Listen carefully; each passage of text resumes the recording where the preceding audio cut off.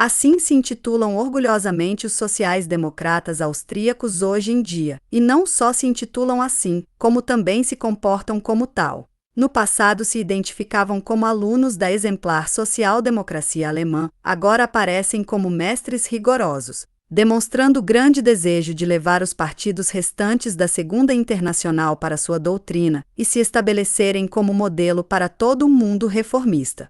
Isto não é de forma alguma um sintoma de megalomania, apenas a expressão de uma autoconfiança completamente justificada. Aqueles que consideram corretos os pontos de vista e métodos do reformismo terão de reconhecer que as afirmações e exigências da social-democracia austríaca, em sua internacional, são bem fundamentadas. Não será esse partido então um fenômeno único? Compare-o com qualquer dos seus partidos irmãos, seja a social-democracia da Alemanha derrotada ou o Partido Socialista de um Estado vitorioso ou neutro. A comparação será sempre a seu favor. Não só as dificuldades da guerra e do período pré-guerra parecem ter passado sem deixar rastros, como o partido teve um forte crescimento durante o período. Na edição de dezembro da Jufverdinischen Gesellschaft, Robert Danneberg deu um depoimento sobre o seu espantoso desenvolvimento, em benefício dos partidos reformistas que, mesmo com as suas peles intactas, não conseguiram escapar dos perigos da guerra e do período pós-guerra. Danneberg não é uma pessoa descuidada, nenhum fantasista, mas o homem mais sólido e atencioso da social-democracia austríaca. Ele não dá um relato patético, procura apenas alcançar um efeito correspondente através de números e fatos. Estes são de fato respeitáveis. A social-democracia austríaca tinha 89.628 membros em 30 de junho de 1913, 332.391 em 30 de junho de 1919 e 566.124 em 30 de junho de 1924. Aumentou 6 vezes o seu número de membros em poucos anos. Da população total da Áustria, 6,3 milhões, 1 em 11, e da população masculina 1 em 7, são agora membros da Organização Social-Democrata. Se comparar o número de social-democratas organizados com a filiação nos sindicatos livres, verifica-se que a Organização Social-Democrata atinge 50,46% de todos os homens e 75,61% de todas as mulheres, um total de 63,13% dos membros dos sindicatos. Nas últimas eleições do Conselho Nacional, 21 de outubro de 1923, os sociais-democratas receberam 1.311.870 votos, ou seja, 39,6% de todos os votos expressos, com uma participação de 86,95%. Os comunistas receberam apenas 22.164 votos, ou seja, 0,67% dos votos expressos. Em Viena, 1,8 milhões de habitantes, o Partido Social Democrata tem 266.415 membros. Da população masculina de Viena, um membro do Partido Social Democrata é aproximadamente de 1 para cada 5, e da população feminina, 1 para cada 12. Nas eleições do Conselho Nacional, os sociais-democratas vienenses receberam 571.464 votos, ou seja, 54,88%. 57,48% dos votos dos homens e 52,82% dos votos das mulheres, com uma participação de 91,16%. De acordo com as estatísticas do magistrado vienense, as estatísticas para todo o império não estão disponíveis. Os eleitores trabalhadores constituem apenas cerca de 1/3 do eleitorado vienense. A social-democracia vienense foi assim muito além do círculo dos trabalhadores privados nas eleições. Obteve muitos votos de colarinho branco, também, como diz pudicamente Danneberg, uma quantidade de votos burgueses. Em qualquer caso, pode afirmar-se que a massa dos trabalhadores austríacos se encontra no seu campo. Na Áustria não houve USP, Unabhängige Sozialdemokratische Partei, nem Liga Espartaquista, e a KPO, Partido Comunista Austríaco, não conseguiu ganhar influência sobre a grande massa ou mesmo desencadear lutas tais como a Alemanha viu. É por isso que a social-democracia austríaca não teve dificuldade em lidar com os trabalhadores sem o Sr. Noske. sendo capaz de manter a paz e a ordem por meios bastante pacifistas. E no processo, como os números mostram, tem crescido enormemente, tornando-se cada vez maior. Como é que isto pode ser explicado? Faça esta pergunta a um social-democrata austríaco devoto e terá resposta. Quando um partido tem líderes como os nossos, então, Danneberg diz, embora não em termos tão ingênuos, a mesma coisa. No entanto, vale a pena investigar suas explicações, pois não faltam comunistas que são da opinião que os social-democratas austríacos se distinguem por uma astúcia diabólica. Pergunte a um camarada austríaco por que é que o KPO se desenvolve tão lentamente. 9 em cada 10 vezes, a resposta começará com as palavras: primeiro, nenhum outro partido comunista enfrenta uma liderança social-democrata tão astuta como a nossa. Mesmo os comunistas não austríacos estão inclinados a pensar que os social-democratas austríacos são um partido particularmente perigoso devido à sua astúcia. Vejamos então a explicação de Danneberg sobre os sucessos do reformismo austríaco. Este feito tremendo, começa ele, não foi conseguido por acaso, mas é o resultado de um trabalho laborioso. Então descreve a organização do Partido Social Democrata, como se adapta ao distrito eleitoral oficial, como distribuem suas forças de acordo, como se recolhem as contribuições do partido, que jornais e escritos os membros do partido recebem, como a imprensa do partido é levada às massas, como as várias organizações culturais trabalham em conjunto com a organização do partido, etc. Depois, concluindo esta parte das suas observações, explica: assim, hoje, a organização abraça toda a família, cativa toda a vida da classe trabalhadora. As massas de trabalhadores e empregados estão intimamente ligados ao partido. Assim, o partido é construído em terreno sólido. Mas como assim? Todas as artes e técnicas citadas por Danneberg são compreendidas e praticadas pelos social-democratas de outros países. Por que, então, com um sucesso tão inferior? Danneberg vê que ele não resolveu seu problema, apenas o adiou. O feito só foi bem sucedido, sobretudo, porque na Áustria, felizmente, a unidade do movimento dos trabalhadores foi preservada. Por que ele foi preservado? Os antagonismos durante o período de guerra não poderiam ter um efeito tão profundo na Áustria como na Alemanha, porque o absolutismo paralisou a atividade política por quase 3 anos. Danneberg acha esta explicação tão plausível que lhe parece supérfluo questionar por que os centristas e reformistas na Áustria trabalhavam juntos em harmonia mesmo antes da guerra. Enquanto na Alemanha kautskianos e berstenianos viviam, durante o mesmo período, juntos como cães e gatos. O movimento comunista após a guerra permaneceu insignificante. Por quê?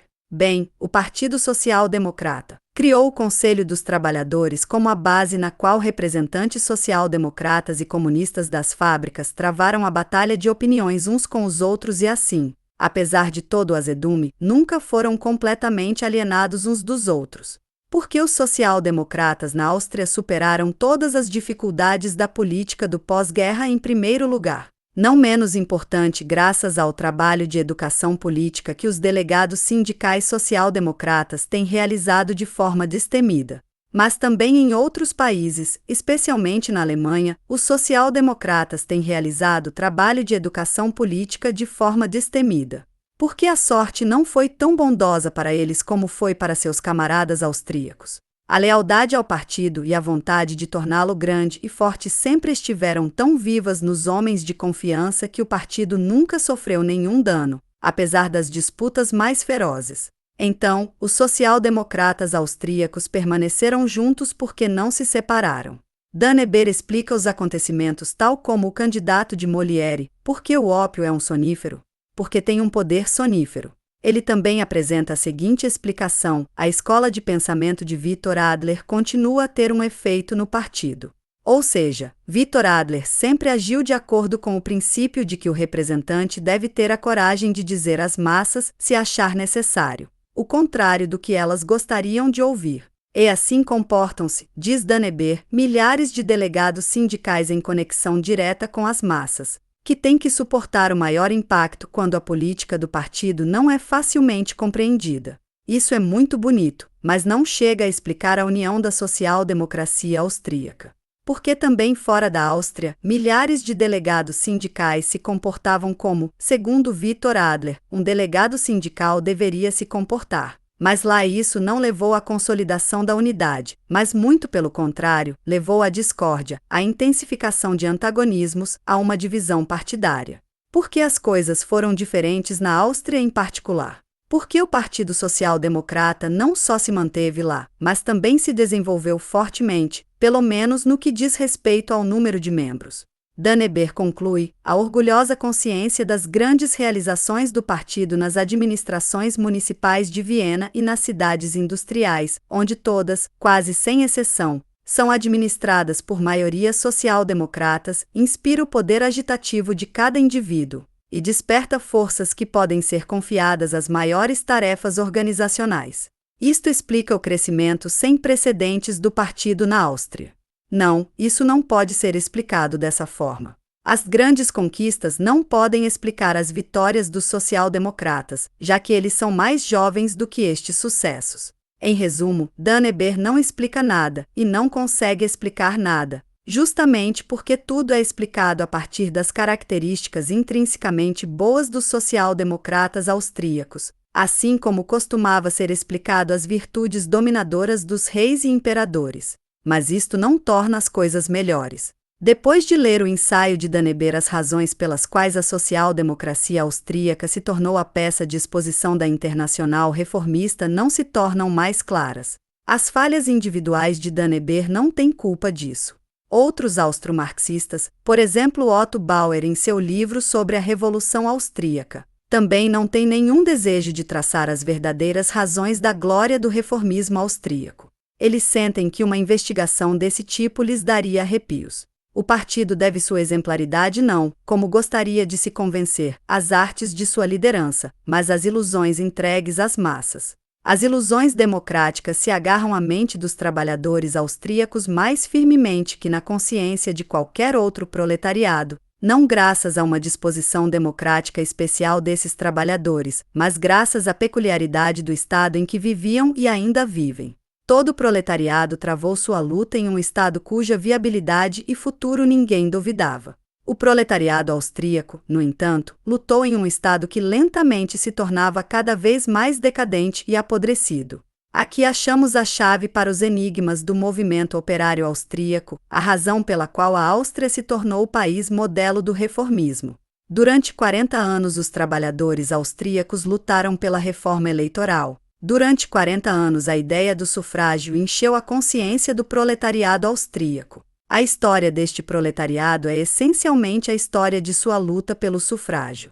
Somente este fato poderia explicar por que os trabalhadores austríacos superestimam a democracia mais do que seus camaradas em outros países. Mas ainda mais significativo é outro fenômeno. Ainda durante a luta por sufrágio, o movimento operário austríaco começou a se adaptar ao Estado austríaco, se submetendo voluntariamente a ele. Os partidos nacionalistas tiveram cada vez mais suas fundações abaladas, a social-democracia se tornou cada vez mais o partido estatal. Já naquele tempo, se desenvolvia na Áustria a concepção reformista do Estado que é hoje professada pelos social-democratas ao redor do mundo. Todas as coisas foram consideradas do ponto de vista do Estado e este foi afirmado como o único método proletário correto. A reforma eleitoral foi agora exigida no interesse do Estado como principal meio de fortalecê-la. La Salle foi muito popular na Áustria nos anos 80 e 90, talvez mais do que na Alemanha. Seus escritos foram lidos com entusiasmo, mas um de seus pensamentos logo se perdeu completamente.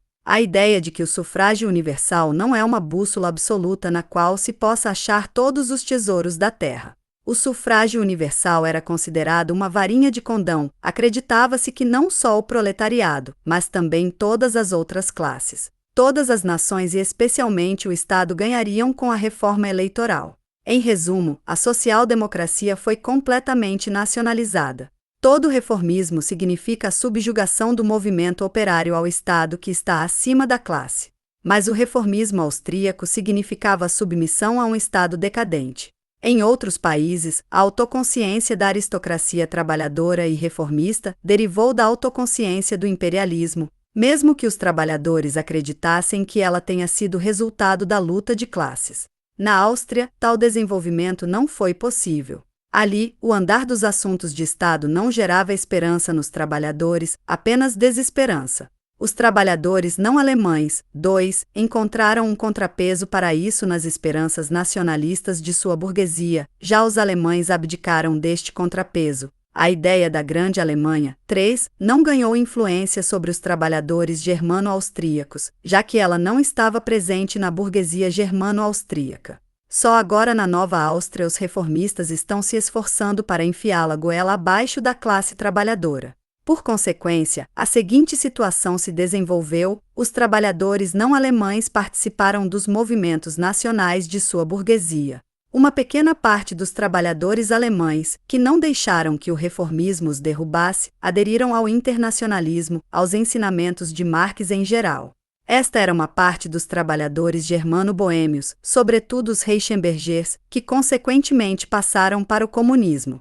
O resto, porém, isto é, acima de tudo os trabalhadores da área englobada pela Nova Áustria, viram cada vez menos uma saída para a miséria austríaca, na medida que se tornavam mais austríacos. Eles, que antes tinham sido autoconfiantes e combativos, perderam a fé em si mesmos. O desespero tornou-se uma tradição. O cuidadoso cultivo desta tradição, nascida da miséria da velha Áustria, é uma ocupação primária para os reformistas na Nova Áustria. A condição deste jovem Estado parece justificar uma das políticas mais estranhas já seguidas por um partido de trabalhadores. De acordo com a vontade do Entente, a Áustria deveria se tornar um Estado sem qualquer possibilidade de movimento próprio, à mercê das desgraças dos vencedores. Isto era precisamente o que o reformismo austríaco precisava para consolidar seu sistema. Leia os discursos de Renner quando ele estava à frente do governo. Ele não conseguia elogiar a sabedoria e as virtudes de Clemencial o suficiente. E Bauer provou dia após dia que nenhuma outra política era possível na Áustria além da reformista. Prova que ele facilitou ao falsificar o conceito de política revolucionária, ao tentar provar que ela só era possível no momento da conquista do poder, o que seria impensável na Áustria. E através dessa falsificação, a desesperança das massas foi artificialmente alimentada. É claro que o reformismo não poderia viver só disso, não só na velha Áustria, mas também na nova. Tinha que ser capaz de apontar para os sucessos. E não faltaram tais sucessos. Na velha Áustria, todos os partidos, por mais intransigentes que se comportassem e por mais que por vezes se chocassem de forma furiosa uns com os outros, ainda estavam muito dispostos a se comprometer. Tais ações se explicam através da incerteza e da confusão de todas as circunstâncias austríacas. Nunca se soube se o inimigo de hoje seria um confederado de amanhã. Portanto, era um princípio geral nunca queimar as pontes que levavam ao outro campo. Você poderia usar todos de vez em quando, de modo que não poderia estragar completamente as coisas com ninguém. Assim, o reformismo não era infrequentemente capaz de fazer passar reformas mesquinhas e falsas, e estas causavam a mais forte impressão nos trabalhadores austríacos, que tinham sido sistematicamente educados por seu partido para serem pouco exigentes. 4. Esta mesquinhez tradicional foi preservada na Nova Áustria, cujas condições são, afinal, também muito precárias. Aqui vemos a razão pela qual os social-democratas austríacos se agarram tão tenazmente a seus líderes. A forma especial pela qual a social-democracia austríaca vem lutando há muito tempo por seus sucessos exige uma destreza e experiência especiais em intrigas parlamentares, qualidades que as massas carecem e que as tornam dependentes dos roteiristas políticos. Ainda assim, a massa os segue, mesmo quando duvida que estejam no caminho certo. Quantas vezes nossos camaradas austríacos vivenciaram a seguinte pequena história: no Conselho de Trabalhadores ou no sindicato, um comunista se opõe a uma moção social-democrata, mas não recebe um voto social-democrata por sua contramoção. Depois, alguns social-democratas vêm até ele e dizem: você tinha toda a razão. Mas você vai perceber, não podemos votar contra, o nome do proponente social-democrata segue. Não podemos fazer isso com o homem que trabalhou para nós toda a sua vida. Pode-se ver, o reformismo austríaco mostra as mesmas características de seus irmãos não austríacos, mas graças às condições especiais austríacas, elas são muito mais pronunciadas. O sentimento de insegurança, de dependência do líder, a falta de autoconfiança, não poderia. ter crescido tanto em algum outro proletariado como na outrora tão autoconfiante e combativa classe trabalhadora austríaca. E é nisso onde a social-democracia austríaca está depositando suas esperanças, mas sem dúvida ficará desapontada com a situação econômica dos últimos tempos e com todo o curso do movimento operário. O desenvolvimento da situação econômica mostra cada vez mais claramente que o Tratado de Genebra não trouxe e não pode trazer a tão esperada reabilitação. Está se tornando cada vez mais difícil para a social-democracia manter as massas sob controle, por mais intensamente que ela as doutrine com seu aparato tão reconhecido. As tradições social-democratas estão começando a perder seu poder de paralisar a energia proletária, e podemos esperar que o tempo não esteja muito distante quando amplos estratos da classe trabalhadora social-democrata se libertarem completamente deste mal arraigado.